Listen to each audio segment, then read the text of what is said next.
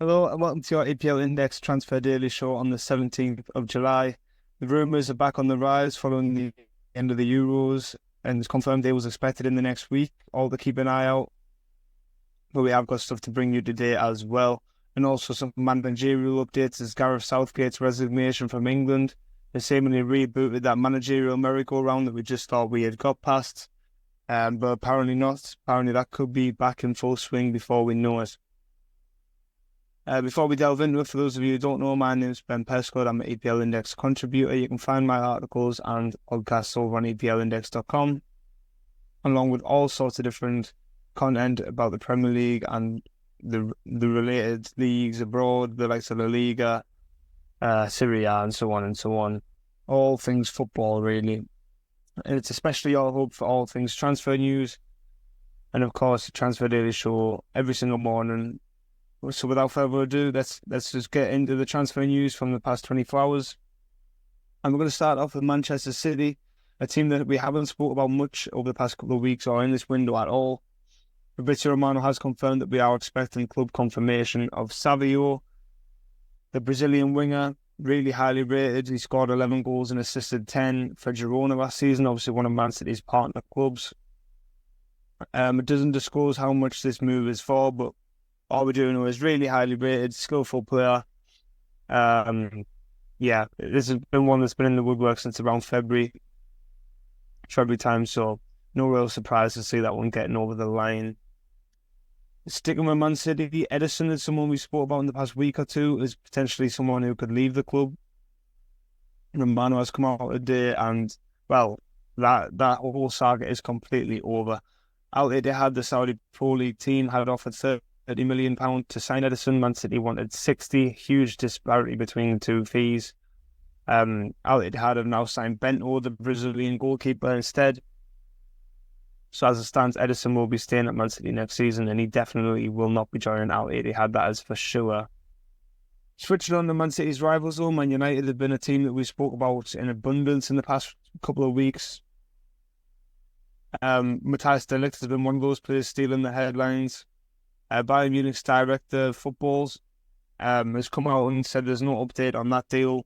De Ligt is still a Bayern Munich player, but he has admitted that some players will have to leave because of the quality of the squad at the minute, potentially hinting at the fact that De Ligt might need to leave.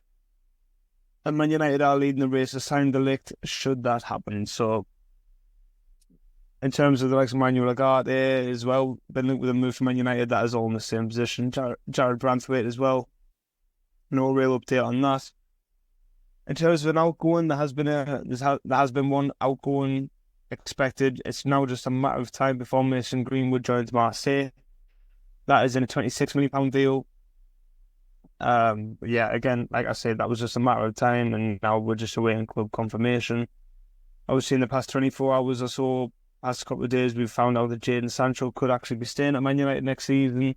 Him and Erik ten Hag have decided to draw a line under their disagreement and argument, so he could stay at Old Trafford for the next season, and then we'll see how that progresses. You know, it wouldn't surprise me if we're back here next summer talking about Jadon Sancho potentially being on the move again. And just to round off the Man United transfer news, this is some pretty big news. Man United are now in, negotiations with Lenny Yoro over personal terms. Obviously had a £53 million bid accepted from Lille back end of last week, I'm pretty sure it was. But his preference still remains to be Real Madrid. That is the major stumbling block here. Lille are pushing Euro towards this move to Man United. Obviously expected different to our £17 million in the two offers from Man United and Real Madrid. So obviously they would rather get the £17 million extra. But essentially the ball is in Lenny Yoro's court. He will only join the club that he wants to join. Real Madrid are the favourites still, but it does seem there is a little bit of wiggle room on this whole deal with Lenny Yoro. I think that there could be a deal to be potentially made. I think the likes of Liverpool might be kind of regretting dropping out the race so soon, because it's looking increasingly likely that Lenny Yoro will leave this summer, and Man United are really pushing Real Madrid into action here. It'll be interesting to see how Real Madrid respond, whether they go with the calm approach and try and drag it out till next season and get him for free, However, they come in with an increased bid to trump Man United's £53 million or even match it. And then, obviously, Euro would likely decide to move to Real Madrid over Man United. That has been the expectation for a number of weeks now. Moving on to Arsenal, another team that's been quite busy. We spoke about Emil Smith-Rowe yesterday, I think it was, or it might have been the day before. Arsenal have rejected a bid from Fulham for Smith-Rowe.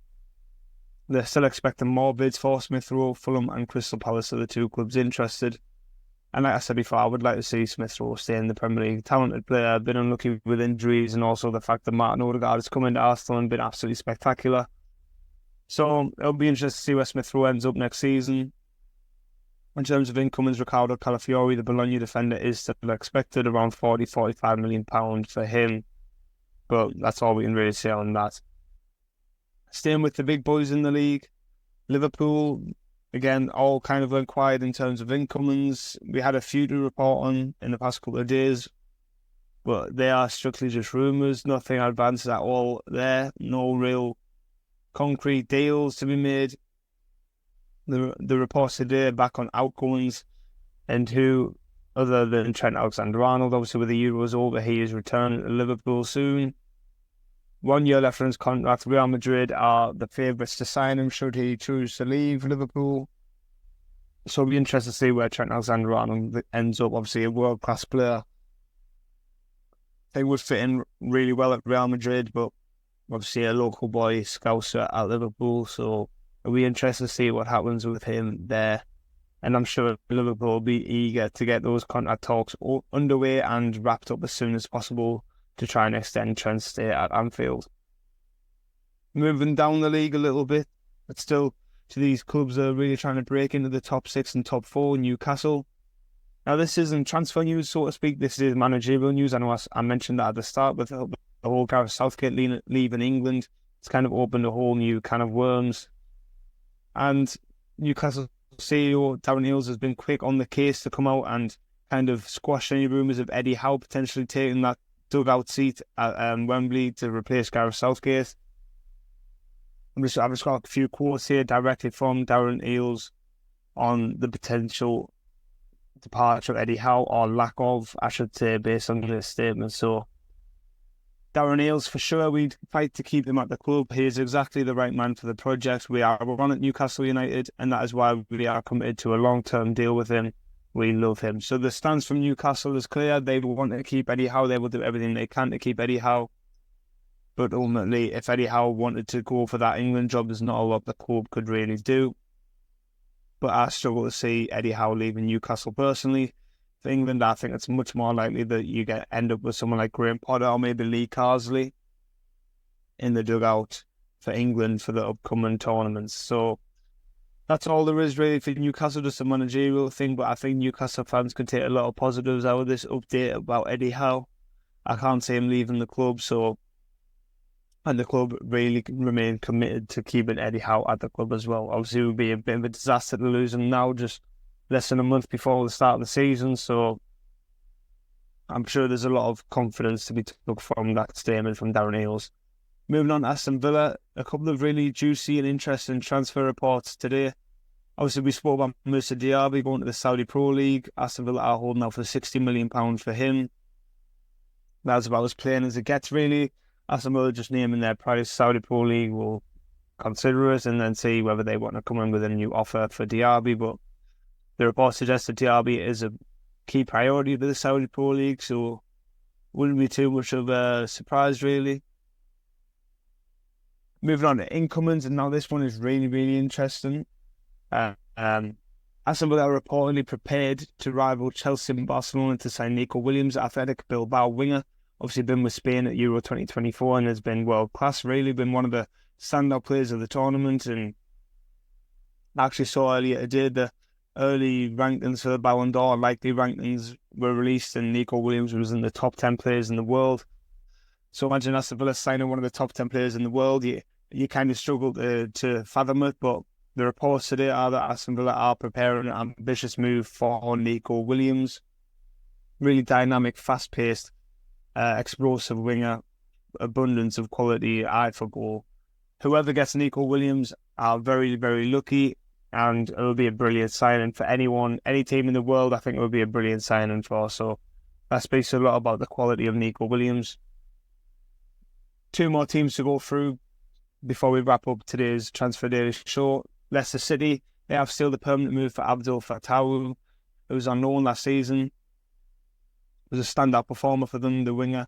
Only scored 6 goals, but his overall game was massive to contributing towards Leicester getting promoted. That is for an undisclosed fee. He joins from Sporting Lisbon, so maybe we'll find more about the financial details of that in the next few days.